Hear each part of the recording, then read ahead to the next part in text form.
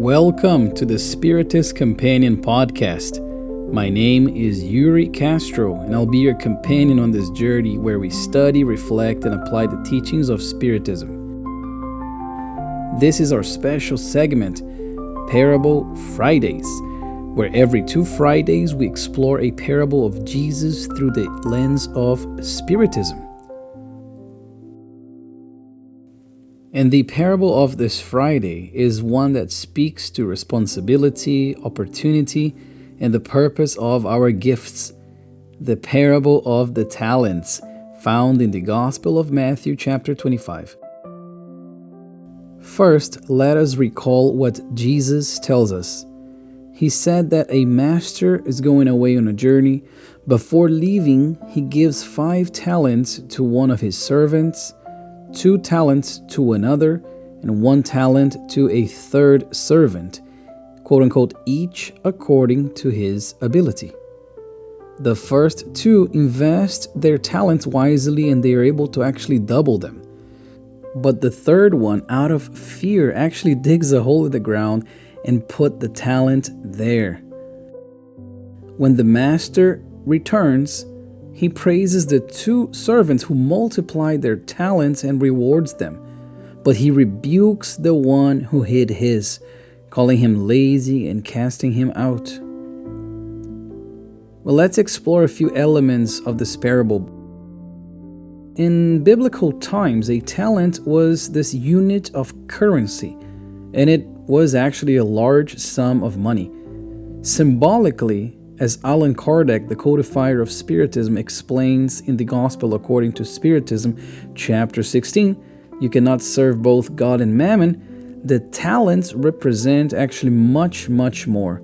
They can represent spiritual gifts, intelligence, material wealth, opportunities, moral capabilities. Even the blessing of life itself can be considered a talent if we think of reincarnation, for example. Kardec writes that God grants riches to some to test their use as he grants intelligence or beauty to others. All of these are means of spiritual progress if well applied. That is already touching on a very important element of this parable, which is this idea that we receive different talents, but we must make good use of them. Kardec is talking about beauty to somebody, intelligence to someone else, riches to a third person. So each person receives different talents that they must use wisely. So the Spiritist interpretation, therefore, we talk about responsibility of the incarnated soul. From a Spiritist perspective, we understand that each soul, before reincarnating, agrees to a certain mission and is given tools or talents, quote unquote talents, suited to that purpose, which is a topic we already explored in a previous episode of this podcast, not in a Parable Friday, but in the one regarding reincarnation. And in the Spirit's book, question 132, Kardec asks them, what is the purpose of incarnation? And the spirits, they're going to say that God imposes reincarnation for the purpose of leading spirits to perfection, which, just a parenthesis here, is something that we are all striving to achieve and something that we will all achieve eventually. But continue with the answer, they say, for some, it is a mission, for others, a task. It is a means of expiation, improvement, and growth. See how we can already gather so much from an answer like this when we realize that sometimes the incarnation or the reincarnation can be a mission, sometimes it can be an atonement or an expiation, but we are always receiving these talents to make good use of that opportunity. So when Jesus says the Master gave according to each one's ability, that reflects spiritual planning, because no soul receives a burden or mission they are not capable of managing. If we were to conceive that, we would have to, once again, as we talked about on episode number 2, we would have to conceive an unfair and unjust God. And we know our Heavenly Father is far from that. But we are, just like the servants in the parable, expected to use what we receive, and we're expected to use it wisely. Digging a hole, leaving our talents there in the ground out of fear, just like the third servant, or maybe out of selfishness or just a spiritual laziness, that is going to result in stagnation. We're going to be throwing away an important opportunity for ourselves and for others. And, as Jesus illustrates, that will have spiritual consequences. And that brings us to another point of the parable, that the talents are not just for ourselves. No, Emmanuel, the spirit author that wrote through the hands of Chico Xavier in the book Thought and Life, is going to remind us that no faculty or blessing exists for personal display. Everything is entrusted to us to serve others and improve ourselves. Therefore, to work on ourselves and to serve other people. So we're talking here about charity as well. We're talking here about benevolence, about helping those who need with the talents that we were entrusted. A sharp intellect, for instance, should be used not to manipulate, but to educate and guide. Material wealth is not a sin, but a test. As Allan Kardec also says, that wealth is neutral. It becomes a blessing or a curse depending on what one does with it.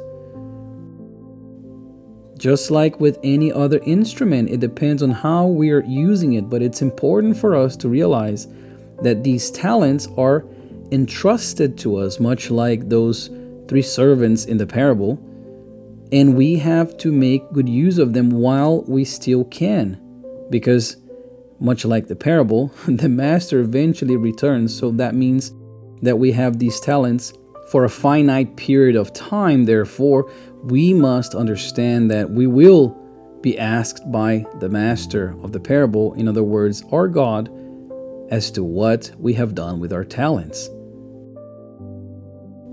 We can also understand from the parable that the talents did not belong to the servants. No, just as everything we enjoy, everything we have at our disposal in this world, materially speaking, is not truly ours.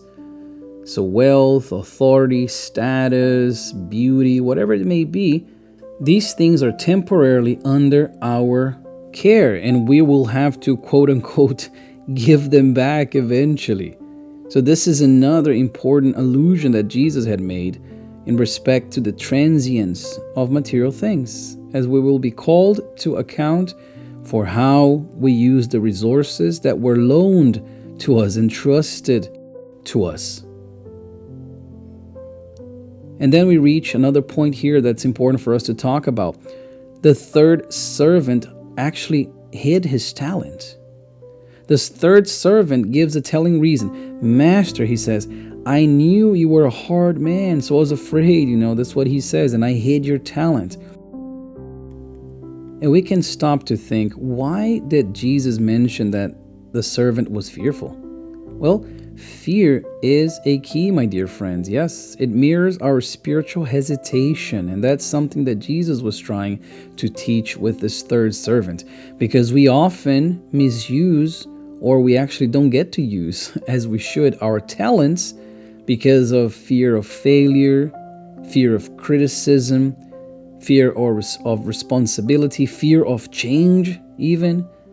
And we are paralyzed by this fear.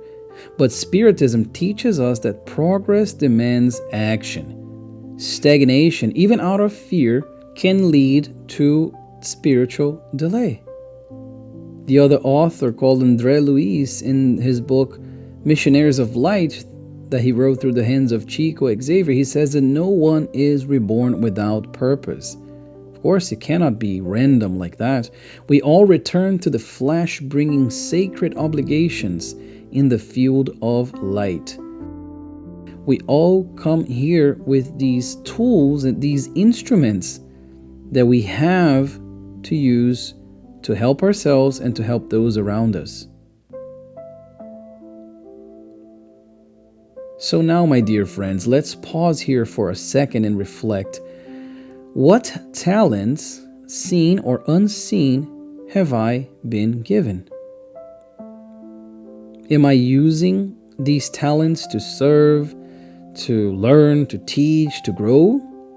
Or am I burying them out of fear, out of shame, out of spiritual sleep, or just laziness? I don't know, maybe your talent is compassion, or listening, or healing, or teaching, or showing perseverance. Doesn't matter. These are all seeds that, when sown, yield fruits of light. We cannot be paralyzed by fear anymore. Now we have the knowledge. Now we know that we have a loving, infinitely good Father that has given us so much, and we have to use that in a good way. We can also talk about reincarnation, because in Spiritism, reincarnation offers us the opportunity to return, to try again. So if we bury our talents in a past life, divine mercy can allow us to reclaim them with new chances to act. Do not waste today's opportunity. That's something that Kardec always said, for you don't know when the next will come. We don't know how the future will be. We don't know when we will be surrounded by these people that we are surrounded by. When we have these talents, all these talents at our disposal, we don't know when these situations will line up again. We have to seize the day, seize the opportunity, because each day is fertile ground for cultivation, my dear friends. Last but not least, let us return to the words of the Master to the good servants. He said, "Well done, good and faithful servant. You have been faithful with a few things." And then he says that he was going to put him in charge of many things, meaning those two first servants that were able to double the talents that the Lord had entrusted upon them. And he says, enter into the joy of your Lord. So that's the promise of spiritual progression, of grace, not immediate reward, but this gradual, persistent elevation as we prove ourselves worthy of greater missions in the spiritual journey. If we are making good use of the talents that we have at our disposal, we will receive new and better opportunities to continue to use those talents, or use other talents as well, to progress, like I said before, not only ourselves, but also our brothers and sisters, humankind as a whole. We have to understand that there is no time like today. As cliche as this sounds, it is true. We have at our disposal so much already, so many talents, to each according to their own ability. We have to remember that nobody receives something without deserving it, be it good or bad. So we can think that we have received our talents as well because we deserve them, because we have to do something good with them. Don't wait for perfection. Start where you are. Plant, invest, act, and trust that divine wisdom walks with you.